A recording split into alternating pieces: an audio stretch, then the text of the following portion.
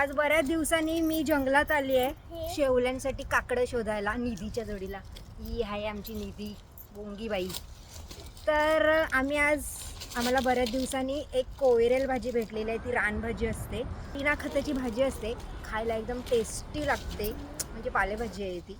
तर तुम्ही काय सांगाल, बकरीसारखी पालाबिला खाते, पण एकदा खाऊन बघा चव कशी लागते ती.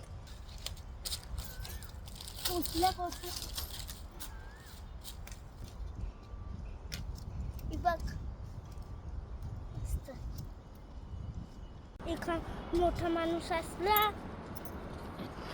नाही हिलवला तर पडल का नी?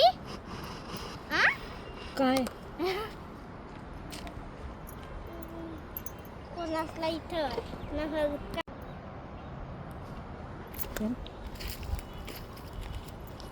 निसर्ग हा सर्वात मोठा कलाकार आहे.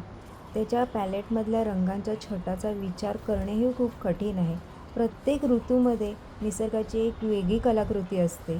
एक कलाकार म्हणून निसर्ग हा माझ्यासाठी सर्वात मोठा प्रेरणेचा स्रोत आहे.